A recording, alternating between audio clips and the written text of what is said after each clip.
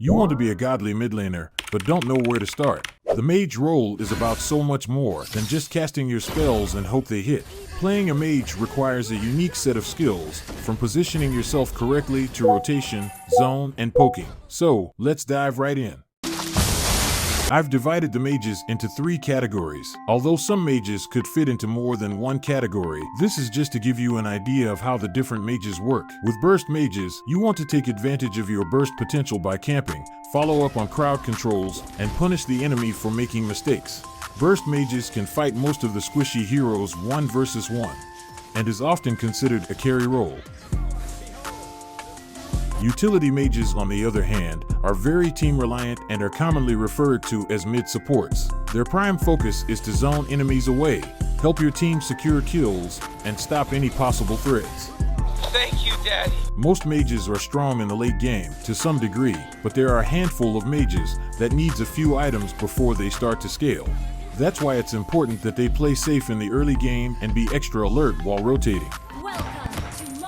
If you want to help the jungler, you can, but make sure you throw your skill and get back to your lane. It's important that you don't get XP from the little creep, that will delay the jungler's level 4. Vale chose to stay on this side. This tells me that there is a high chance the enemy roamer is hiding in this bush. In the early game, you should focus on getting lane prio, so you will be able to rotate faster. If your jungler wants to contest the litho, you should be there to back him up. Try your best to help your jungler when he is getting invaded without putting your life in danger. And if you see your jungler is doing an invade, it's crucial that you are there to support him.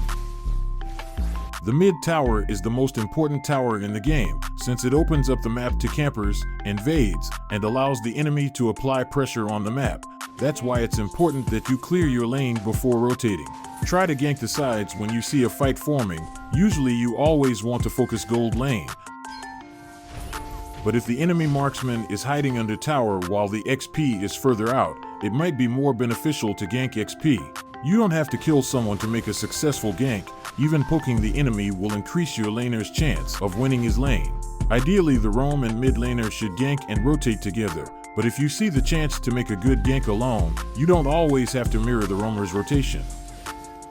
Never take minions when you are rotating. You want to be quick, go in, get a kill, or do some damage and move on.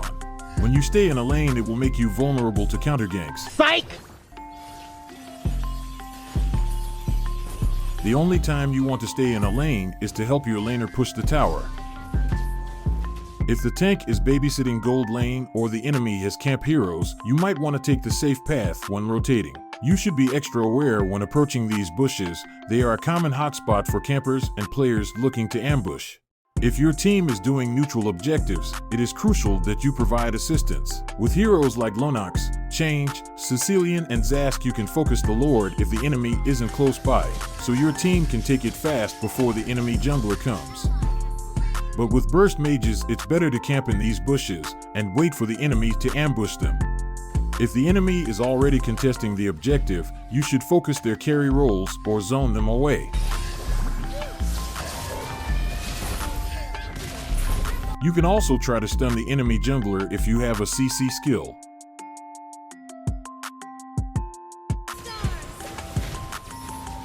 No! No! The mage is the heart of the backline. You want to find a balance between applying pressure and staying safe. Most mages don't have continuous attacks. That's why you should distance yourself from the fight when your skills are on cooldown. If you're playing a mage with no mobility, you need to have an extra good map awareness, because if somebody catches you off guard, you don't have a way to escape. Another tip is to imagine that there is a danger circle around you, because you will be more likely to survive if you keep a constant distance from the enemy.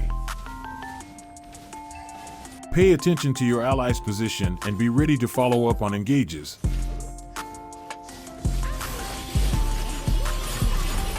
Every role should communicate, but because you are the mid laner, it is essential that you tell your allies if you see the enemy roamer or mid is rotating to one of the side lanes. If your side laner is dead or recalled, and the enemy is looking to push, you can rotate to defend the tower and prevent the enemy from destroying it.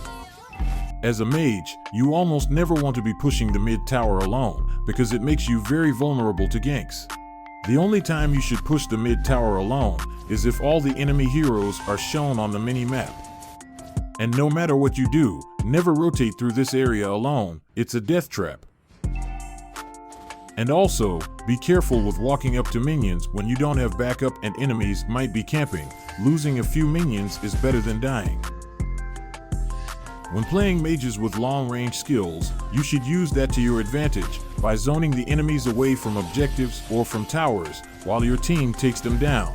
Your long-range skills can also be used to poke the enemies or clear waves quickly to prevent the enemy team from pushing. I see a lot of mages using their skills without aiming. If you're using the auto tap, you'll likely miss your targets. A lot of mage players underestimate the flicker spell and choose to use flame shot instead. Flicker can save you from a ton of tricky situations. It can also be used to initiate fights or reposition during team fights. In the late game, the tank is usually with the marksman, so you can stay with them, but staying with the XP laner works too, as long as you can stay behind a front line.